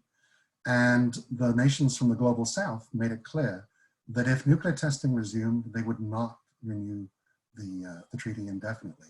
And that was a very, very powerful consideration for the Clinton administration in deciding not to resume nuclear testing. Well, if I could ask a piggyback question on those points, Hugh, you talked a bit in your opening remarks about the Treaty on the Prohibition of Nuclear Weapons, right? And right now you're saying, the Global South was able to leverage that collective power, withholding their, affirmation of the treaty in that way. I mean, how do you see kind of the legacy of colonialism and white privilege intersecting with the reactions around the TPNW and who has and has not signed on now? Oh, well, it's everywhere. I mean, I wrote a piece for the Bulletin of Atomic Scientists on media reactions when the treaty was announced. The Washington Post had a 1-paragraph story that was, I forget what page it was on. It was like page 8 or page 9. You know, hundreds of, over 100 countries get together to agree on a treaty to ban nuclear weapons, and the Post gives it 1 paragraph, right? So it's like, how dare you people tell us how to behave? But I'd be very interested to hear the other panelists' response to that question too. I've spoken about. If I may, Hugh, the problem with that wasn't even just the media. It goes to the very thing you talked about at the beginning with DC think tanks, right? I remember when Carnegie had an event, and it was like the ban treaty people shouldn't even be there. How dare they? There's all these things still of, so even the organizers, you still have those in the arms control community, not all of course, but there are those that think that this is the wrong thing. This is a problem with NPT, that they have no business doing this. It's fanciful. And so I think that's another issue within the larger nuclear community, that there's still this resistance to the ban treaty, which I find foolish, but yeah. If I may, as a non-resident of Carnegie and former full-time member of the team, Vincent, I'm not sure to which specific event you refer to, maybe a panel at one of the Carnegie conferences, but the whole idea was actually to give the space and to give the platform and to have a very serious conversation. And I cannot speak on behalf of my colleagues, but if we are thinking about the same event, it was actually the recognition of, of the important disruption that was going on, and that the fact that the treaty is there, deserves our attention and respect, and serious exploration of both the opportunities that it creates, but also, some of the challenges and some of the maybe areas which, do require close intellectual introspection. So just like my 2 cents of the planning behind the event. So our next question comes from Layat, and she thanks us for a phenomenal panel, and she would like to ask if you all could unpack for our field the ways in which white supremacy functions not only as a violent mechanism of exclusion, but also as an ideology protective of a very particular set of interests. Given how much of the nuclear policy world revolves around judgments of national interest, how does it, or what does it mean for us to do that work in exclusionary spaces we occupy? And this is for the entire panel. Since no one else is biting, I'll say something very brief while the others think. So the way ideology works when it's effective is it always claims to speak in the name of the general interest, in the name of everyone. It never claims to speak in the name of one narrow sexual interest. And it's less effective if it does that.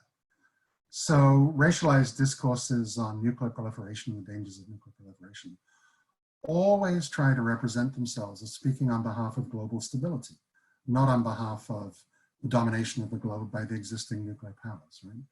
So the important thing is to keep hammering away at the construction of a different frame of reference, a different frame of interpretation. And to say, if you're in the global south, no, you're not speaking for me. This isn't in my interest, it's just in your interest, right? And I'm thinking again of the way Black Lives Matter activists have pushed back on discourses around policing, where so many politicians for years have represented the violence of American policing as being in everyone's interest. And the brilliant success of the Black Lives Matter movement is to reframe the way policing is conducted to show that it's not in everyone's interest, that there are certain communities that are being profoundly damaged by the way policing is being carried out. So something analogous to that has to happen in the nuclear sphere, which requires a lot of work in the public sphere, in media, in think tanks, in university courses, the syllabi that are taught, and so on. I think if you're going to discuss the issue of white supremacy, especially in the United States and how that affects our position in the world, you can't do it without looking at our economic system. I mean, if we're going to go back to the root of where white supremacy and where this institutional racism begins, you have to look at our institutions of capitalism and our economic systems. And so that means everything from our military budgets to the Lockheed Martins of the world and who's actually producing the nuclear weapons, to the lobbying, to then how we're using that of people of color around the world. I think these things are all interconnected. You mentioned, Black Lives Matter and policing. If you go back before George Floyd, if you look at somebody like Darren Wilson, the cop that murdered Michael Brown, he clearly said under deposition that when he saw Michael Brown coming at him, he saw a demon. He didn't see a person, he didn't see a human being, he didn't see somebody's son, he saw something less than human. And now we just take that to another level when we're talking about nuclear weapons being used or threatened to be used on people of color around the world. So, or the dismissiveness of how we treat the global south and a nuclear weapons ban treaty. At every stage, you can see white supremacy is all over this, but especially in the United States. And why are we spending $1 trillion on nuclear weapons when we have enough to, end the world more than once over? You have to also look at how economics plays into this and how those things are connected. Togzhan, do you want to comment before I go to the next question? Or No, I think they did. No problem. The next question comes from Nick Ritchie. He says, there seems to be an underlying conflation of opening our eyes to the relationship between race and the politics of nuclear weapons and the support for nuclear disarmament. I'm wholly supportive of the latter, but is this conflation right? Is there an assumption at work that racialized nuclear injustice necessitates a disarmament ethic? What about post-colonial nuclear nationalism in India and Iran? And this is for the full panel. Well, I guess I'll step in where others fear to tread and others can follow. I think it's a really important and very good question, right? And the danger in all movements against injustice, whether it's gender injustice or racial injustice, is that they become co-opted, right? So I'm thinking of the women's movement. Back in the 1980s, it was widely assumed within the women's movement that there was something sort of intrinsic to feminism that made it anti-military. Now, I've written an article on what I call feminist militarism, which is a definition of feminism as the right to kill just like men, the right to fly F-16s, the right to serve on submarines, the right to be a nuclear launch control officer, right? So the way feminism has worked out in practice has been at least as much to give women equal rights within the military, to participate in the invasion of other countries and in militarism. And so there's obviously a parallel danger for a movement for racial justice. And it's quite possible that the way the movement would work out is that if I'm around to give the talk in 20 years' time, my next photograph of all the directors of the Los Alamos and Livermore labs has a bunch of Black faces on it and a bunch of Hispanic faces on it, so that we've diversified the people who engage in militarism. And that's a very real possibility. I would just kind of add how I view it. I think, partly what we have in some of the countries that strive to either have weapons programs or to have advanced nuclear programs that might not be military, but advanced, nuclear industry, is that nuclear weapons and nuclear programs became are seen as tokens of power. So it's almost like there is an absorption within some communities that that nuclear weapons represent, something that gets you into a special status, gets you into a special club, which to me, I think is an extension of this, that because the most powerful countries in the world have them, then if we have them, we'll also get respect. And so I think it's partly driven also from kind of internalized idea of what makes a country powerful, and that we do have most of the countries who have nuclear weapons right now of certain race, and now some of the others non-white countries also strive to have the same. So I think there should be also exploration of it's almost like identity and what they see as being prestigious and what they see as attractive as tokens of power. Vince, do you have any comments before we go to the next question? No, I think covered it. Let's get as many as we can. Sure. So the next question, and we'll take, I think, 2 more. The next question, I'm not sure who the sender is, but they asked, we focused a lot about nuclear weapons and the nuclear security side. But this question is about the nuclear energy side. What impact did and does the global nuclear energy enterprise continue to have on racialized communities across the globe? And this is for the full panel. I can start on this. So again, it's about where, for example, most of uranium mining is going on, and it just happens that again, you know, you have more vulnerable communities who live in areas where some of the environmental norms are not followed, and they have to live, you know, in the areas where mining operations do create some environmental consequences. And for these large companies, it's easier to pay off some, you know, fines that are maybe not that much money for them in the larger scheme of things. And so again, it kind of, I keep on coming back to the idea that it's not that race defines the vulnerability, but it just turns out it's more about vulnerable communities and those who don't have the power to, I don't know, move to another place or to forcefully push their governments and people in power in their own countries to care more about their well-being and their health.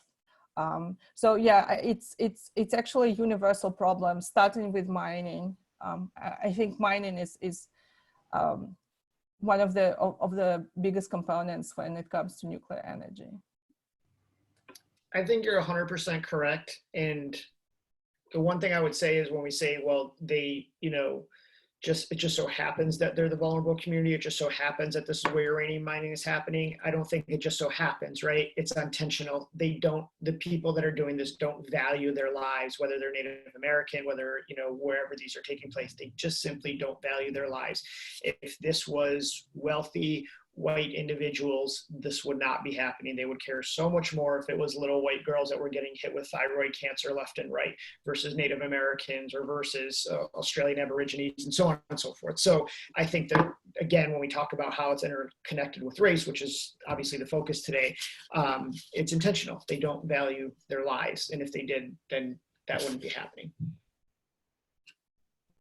Hugh, do you have any comments before the last audience question? Okay, so the last audience question is more forward-looking. And this question is for all the presenters. And it basically says, all the presenters have nicely laid out the foundation to show the historical case of how race is connected to nuclear security policy. What does this mean for moving forward? So kind of how do you see the future of the field, the hope for the field actually internalizing this discourse and incorporating it into its work, all the above? For me, you know, the first thing that we have to do is to create some kind of baseline. If we don't understand and if we don't speak truthfully about the past and don't do it in a kind of honest, comprehensive, nuanced way, we won't be able to move forward, because there is a lot of, I think I saw it in the comments and somebody correctly mentioned that there is a lot of erasing going on in terms of historical records. So for me, the first step is to record the history. And I personally became so engrossed into historical narratives and the importance of writing down the stories, writing out, you know, the voices of these people, and yeah, examining the past so that we can move forward. In terms of moving forward, I am actually feeling optimistic in both for the nuclear field and, you know, greater political space, at least in this country, in terms of all these issues. I think if each of us, especially in the positions that we have as professors, as teachers, as researchers, if, for example, just, you know, as starting from for example, as a professor, I'm looking at my syllabus and I'm making sure not that, you know, I have gender balance, but for me, it's very important that there is representation of people of different backgrounds, different ethnicities, different viewpoints. And so I think if each of us does something in our own small way and field, we can carry it forward. And if there are any, younger people who are listening to this, I just kind of want to encourage everybody to never give up, and also to consider our field, and that I think our field will only benefit from more diversity. Mm-hmm. Any other comments from you, Vince or Hugh? I mean, Vincent. As far as the nuclear field, both academically and in the arms control world, I do feel that there has been recently a real reckoning and finally an acknowledgement of the problems that have been there. And so I am hoping that that is going to ignite that change. We've had some really brave people write articles and give their own testimonials of what it's been like inside some of these institutions, and that I applaud them, and it's so needed. As far as the disarmament movement, it's kind of a weird thing for me right now, because you would think that if Trump was elected, that would reignite and get people even more into a disarmament movement, right? But then on the flip side, if Biden wins, will that get people to just chill out and be like, oh, well, okay, we don't need to worry about it anymore, which is a wrong approach too, right? So I am curious to see which way this goes and where the disarmament movement goes. I think if we're looking for hope in terms of institutional racism and nuclear weapons, I believe it was Hugh that mentioned it earlier, we can look at South Africa. By no means is South Africa perfect, but they did dismantle apartheid and nuclear weapons. So these things can be done. And so I think we need to, being forward looking, I think there's no better time than to start looking at 2 years from now, June 2022. It'll be the 40th anniversary of the historic June 12th March and rally, the largest movement we ever had for nuclear disarmament.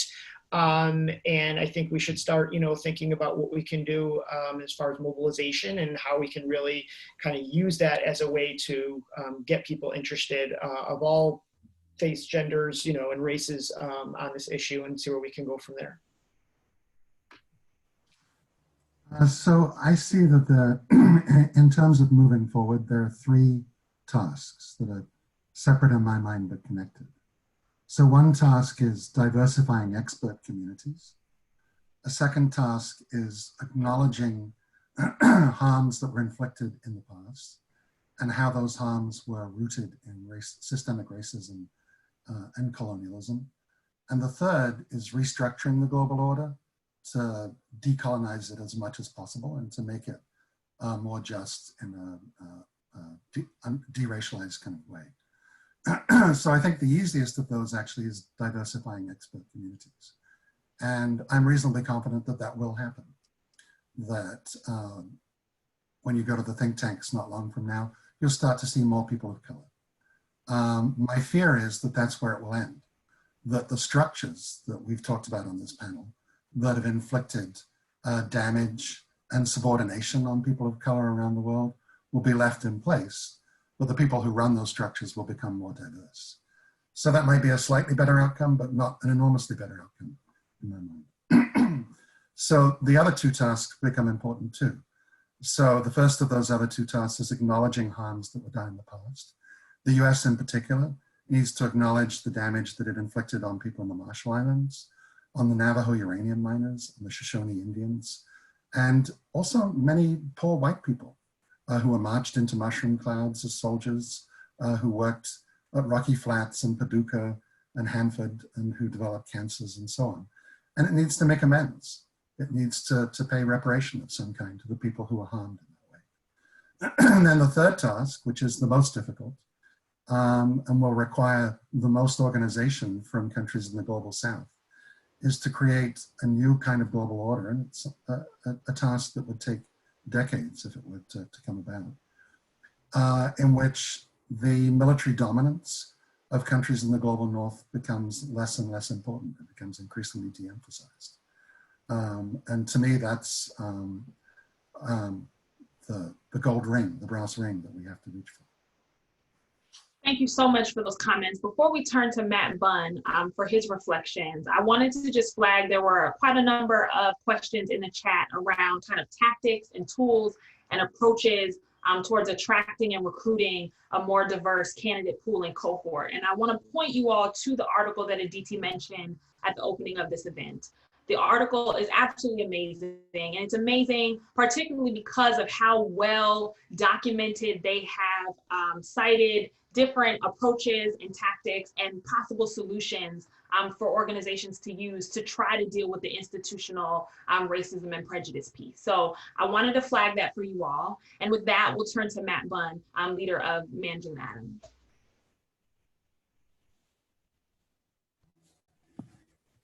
Sorry, it took me a moment to unmute myself. I've spent a lot of time learning and thinking during this panel. I want to thank everyone, the speakers, the moderator, the introducer, and all the participants for what I think has been a really rich discussion. This is, of course, the beginning and not the end of a conversation. Why don't I turn on my video? We as a community need to keep talking, keep learning, and keep seeking to make real changes for the better on these issues of race, gender, justice, and power in all their intersections. We are at Managing the Atom conscious that in putting together a panel with these outstanding scholars, we did inadvertently create an example of the problems of representation and unheard voices that the panel is partly about, with two scholars who happen to be white men. But of course, while representation is critical, it's also important that people of color and women not bear the entire burden of advocating for the inclusion of their voices, and for those of us who have positions of privilege to speak out as well as allies and colleagues. At Managing the Atom, we're committed to taking action on these issues and to continuing to learn. And we've made a number of specific commitments as part of the broader Belfer Center-wide initiative. And we welcome suggestions from all on how to do better. The next session on related issues will focus on the impact of uranium mining on indigenous peoples, and particularly the Navajo Nation in the United States. And over the months and years to come, we'll be actively seeking to hear from scholars from communities that have not been adequately heard in the nuclear field. So I just want to thank everyone again for what I think has been a very challenging and interesting panel. So, and I want to especially thank you, Marina, for doing such a fantastic job in moderating the effort. So thank you. My absolute pleasure. Thank you, Matt and Francesca, for your leadership. If there's one thing I hope you all take from this discussion as you leave, is that this is a serious analytical work. This is a serious analytical intersection. We have to value these stories, right? So much, and I can speak from personal experience, wanting to dive into this work, but also worrying about how it would be viewed by the field. Would my credibility be called into question? Would the seriousness of my work be called into question if I actually intersected my identity with the substance of the work? So it's very important that the gatekeepers and the powerful among us continue to beat the drum around the need for additional analysis. And just as Togzhan said, continuing to tell these stories and doing the archaeological work to amplify these voices who are very much already in the narrative, but we choose to ignore.